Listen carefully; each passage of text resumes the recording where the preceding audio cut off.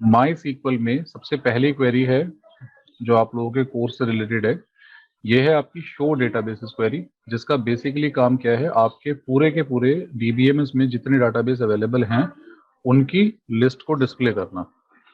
अब किसी एक डेटाबेस में आपको अपना डेटाबेस क्रिएट करना है तो आप लिखते हैं क्रिएट डेटाबेस और उसके बाद उस डेटाबेस का नाम जो आपको बनाना है।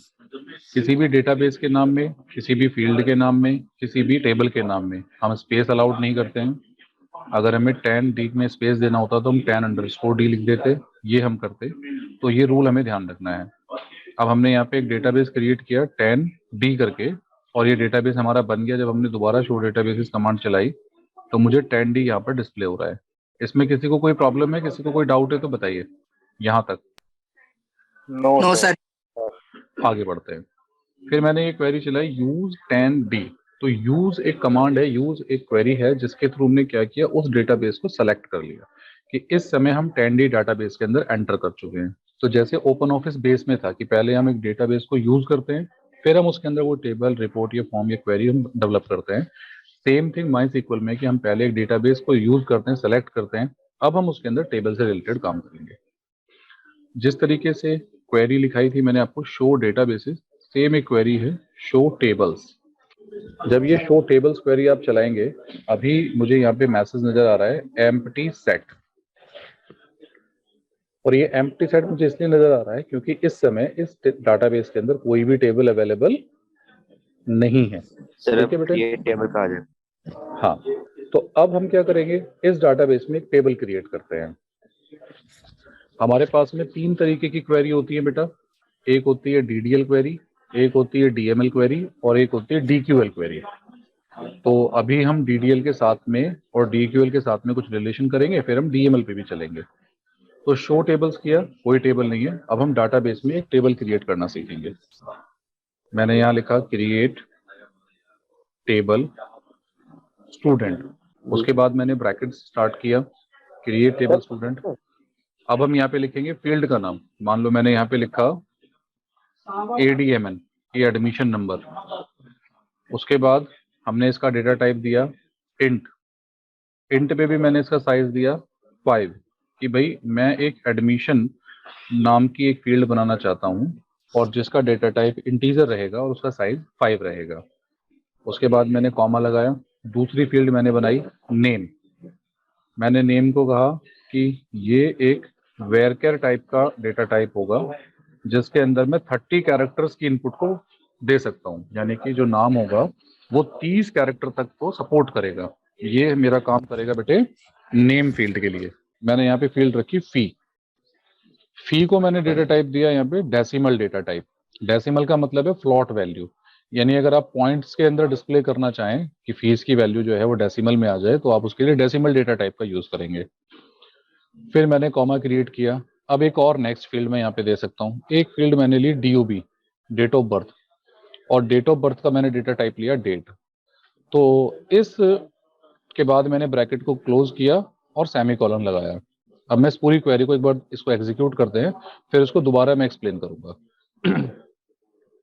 मुझे मैसेज मिला यहाँ पे क्वेरी ओके, यानी मेरी इस 10D डेटाबेस के अंदर एक स्टूडेंट नाम की टेबल क्रिएट हो गई है। और ये टेबल कैसे क्रिएट हुई है, आप सबको ये क्वेरी नोट कर लेनी चाहिए, इससे आपको आइडिया रहेगा कि ये टेबल कैसे बनी। मैंने यहाँ पे एक स्टूडेंट नाम की टेबल बनाई जिसमें ADMN नाम की फील्ड है जिसका डेटा टाइप इंटीजर है, साइज उसका 5 है। नेम नाम की एक फील्ड है जिसका डेटा टाइप वेरकेयर है, 30 कैरेक्टर्स तक की इनपुट को ये ले सकता है। फिर ये एक फी नाम की फील्ड है जिसमें डेसिमल डेटा टाइप है। उसके बाद कॉमा DOB एक डेटा टाइप है जिसका मैंने DOB एक फील्ड है जिसका डेटा टाइप मैंने डेट मेंशन किया हुआ है, हम इसमें डेट डालेंगे। अब मैं वापस से वो क्वेरी चलाता हूँ शो टेबल्स। तो अब आप देखेंगे कि आपको यहाँ पे स्टूडेंट नाम की एक टेबल नजर आएगी। पहले मुझे यहाँ पर केवल नजर आ रहा था एम्प्टी सेट कि कोई भी रिकॉर्ड आपके डेटाबेस में कोई भी टेबल अवेलेबल नहीं है। लेकिन जब हमने क्रिएट टेबल क्वेरी चलाई, हमने स्टूडेंट नाम की एक टेबल को बना लिया, तो ये हमारे इस डाटाबेस में मुझे नजर आ रहा है कि स्टूडेंट नाम की ये टेबल अब इस समय अवेलेबल है। अब इस टेबल का स्ट्रक्चर हमें देखना है कि ये टेबल हमने जो बनाई थी वो बिल्कुल वैसी बनी है कि नहीं बनी है।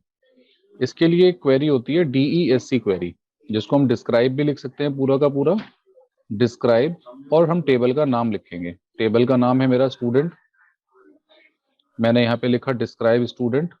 तो जैसे ही हमने डिस्क्राइब क्वेरी चलाई तो डिस्क्राइब क्वेरी ने आपके टेबल के स्ट्रक्चर को यहाँ पर डिस्प्ले किया।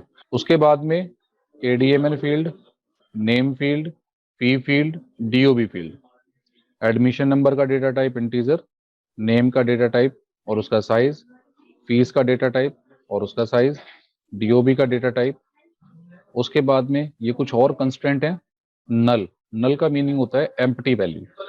सब में यस लिखा है। इसका सिंपल सा मतलब ये है कि हर रिकॉर्ड एम्प्टी रह सकता है, हर रिकॉर्ड खाली रह सकता है। यानी आप इसके अंदर अगर रिकॉर्ड किसी फील्ड में ना डालें तो भी ये काम करेगा। डिफॉल्ट भी आपने नल किया है कि डिफॉल्ट भी सारी वैल्यू एम्प्टी रह सकती हैं। तो ये हम यहाँ पे चीजें हमने डिसाइड नहीं की थी, ऑटोमेटिकली बाय डिफॉल्ट ये डिसाइड होकर के आ जाता है जब आप कोई टेबल क्रिएट करते हैं और उसके बारे में आप अलग से नहीं बताते हैं कुछ चीजें। तो ज्यादा डीप में जाने की जरूरत नहीं है, कंफ्यूज होने की जरूरत नहीं है। बस इतना समझिए कि आपने एक टेबल क्रिएट करी और उस टेबल में ये आपकी फील्ड है और ये आपका टाइप है जो आपने डिफाइन किया था और उसके अकॉर्डिंग आपकी टेबल बन गई। अब मैं यहाँ पे प्राइमरी की बनानी भूल गया इस टेबल के अंदर। ये ADMN नाम की फील्ड है जिसको मुझे प्राइमरी की बनाना था। तो अब जो मैं क्वेरी लिख रहा हूँ उस क्वेरी को ध्यान से देखिएगा और नोट कीजिएगा।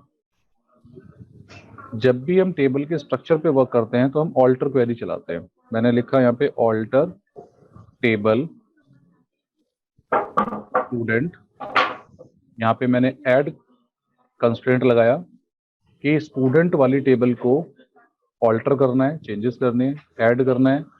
क्या ऐड करना है? एक प्राइमरी की ऐड करनी है। कौन सी फील्ड के साथ में? ADMN फील्ड के साथ में।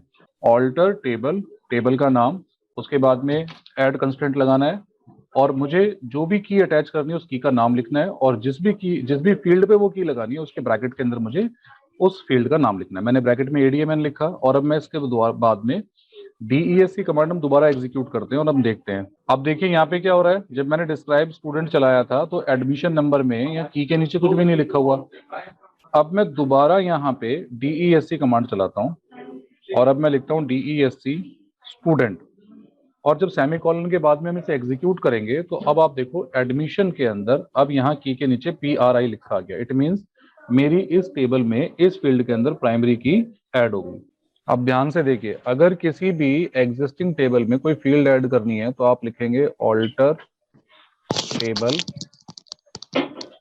और उस टेबल का नाम ऑल्टर टेबल स्टूडेंट ऐड, और उसके बाद हम अपनी उस फील्ड का नाम लिखेंगे जो मुझे ऐड करनी है।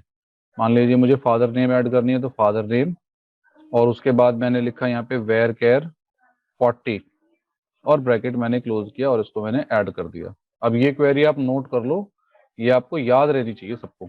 अब हम जब दोबारा DESC कमांड चलाएंगे और हम यहाँ देखेंगे DESC स्टूडेंट, तो अब ये मेरे पास में देखेंगे फादर नेम की भी एक फील्ड ऐड हो चुकी है। तो किसी भी टेबल में फील्ड ऐड करने के लिए हम उस फील्ड का नाम लिखते हैं, उसका डेटा टाइप लिखते हैं और उसका हम साइज मेंशन करते हैं। अब मान लीजिए किसी ने कहा कि भाई ये फादर नेम वाली फील्ड जो है इसको हटा दो, नहीं चाहिए मुझे, ऐड तो कर दी। किसी ने कहा फील्ड को डिलीट करना है तो क्या करें? तो हम वापस जाएंगे ऑल्टर लिख देंगे टेबल स्टूडेंट और हम लिखेंगे ड्रॉप फादर नेम। हमें ये क्वेरी लिखनी होगी। अब इस क्वेरी को भी नोट करिए और इस क्वेरी से क्या हो रहा है ये भी नोट करिए, नहीं तो फिर आप भूल जाएंगे।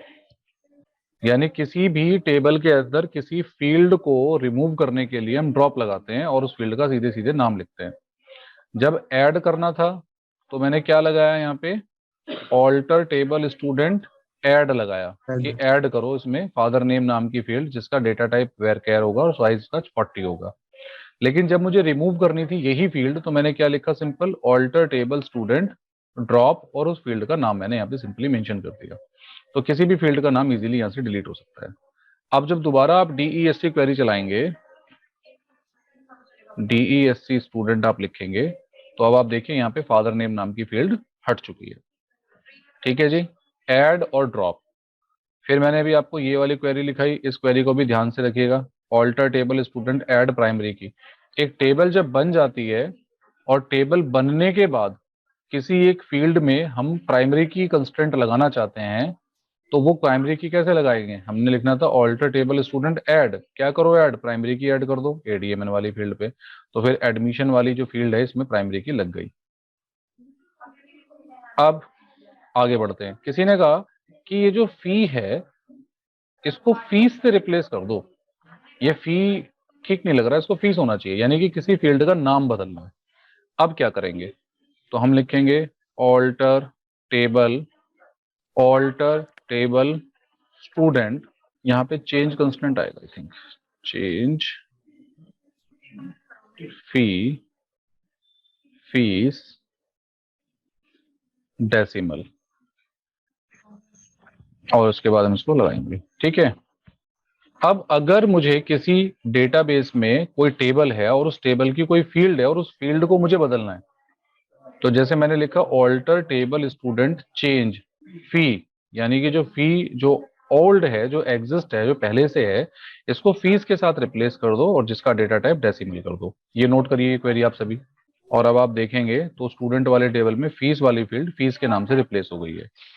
अच्छा, अगर अब आपसे कोई कहे कि भाई ये जो नेम है ये वेर केयर 30 है, इसको केयर 30 में बदल दो, यानी अब हम किसी फील्ड का डेटा टाइप बदलना चाहते हैं, तब हम लिखेंगे ऑल्टर टेबल स्टूडेंट मॉडिफाई। अब हम मॉडिफाई कंस्टेंट लगाएंगे, अब हम लिखेंगे नेम केयर 30, और जब हम DESC क्वेरी चलाएंगे और हम देखेंगे स्टूडेंट वाली टेबल को, तो अब आप देखिए DESC क्वेरी किसमें काम आती है, टेबल के स्ट्रक्चर को डिफाइन करने के काम आती है, डिस्क्राइब क्वेरी।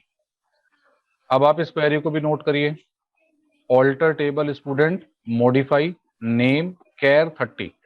यहाँ पे क्या हो रहा है, एक स्टूडेंट नाम की टेबल है जिसमें नेम नाम की एक पहले से बनी हुई फील्ड है, उसका जो डेटा टाइप है वो हमने केयर कर दिया है और 30 कर दिया। तो जो पहले उसका जो भी डेटा टाइप था, वो वेर केयर था, फ्लॉट था, उससे फर्क नहीं पड़ता।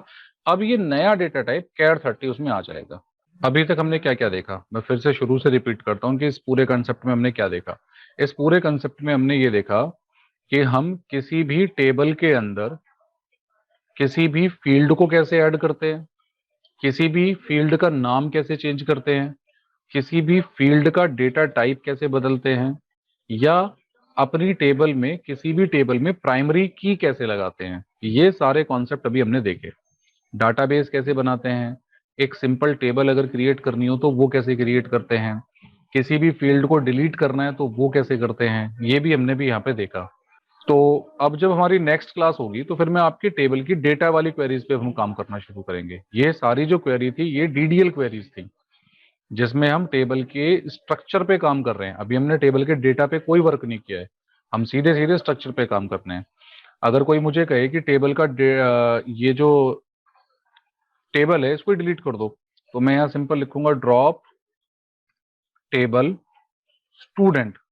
अगर मैंने ऐसा लिखा तो मेरी पूरी की पूरी टेबल ही डिलीट हो जाएगी। यानी अब अगर मैं यहाँ पे क्वेरी चलाऊंगा शो टेबल्स क्वेरी, तो अब मुझे एम्प्टी सेट नजर आएगा, यानी कि मेरी पूरी की पूरी टेबल भी रिमूव हो गई। तो ये क्वेरी भी आप लिख लो, ये याद रहेगी आपको, ड्रॉप टेबल क्वेरी, और उसके बाद टेबल का नाम लिखना है, तो आपकी पूरी की पूरी टेबल रिमूव हो जाएगी, डिलीट हो जाएगी। इसी तरीके से एक क्वेरी है ड्रॉप डेटाबेस।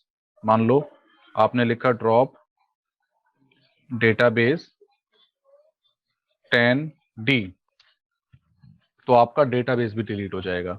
तो हमने क्रिएट, ऑल्टर और ड्रॉप, ये 3 क्वेरी हैं। ऑल्टर के साथ में ऐड, ऑल्टर के साथ मॉडिफाई और ऑल्टर के साथ ड्रॉप, ये भी हमने चला करके देखा। आई होप आपको काफी कुछ समझ में आया होगा इसमें। Yes sir.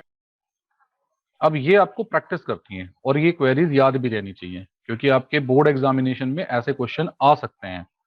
क्योंकि जब आप सैंपल पेपर उठा करके देखेंगे CBSE का, पिछले सालों का भी उठा कर देखेंगे, तो उसमें इस तरीके की क्वेरीज पूछी जाएंगी। तो ये DDL क्वेरीज हैं, टेबल क्रिएट करने की भी क्वेरी आती है। तो फिर अभी DML में क्या होगा वो हम नेक्स्ट क्लास में डिस्कस करेंगे। तो उसमें भी आप कोशिश करिए बहुत टाइम से जुड़िएगा क्लास में और पूरे टाइम क्लास में रहिएगा। माई सीक्वल पे ये प्रैक्टिस करेंगे।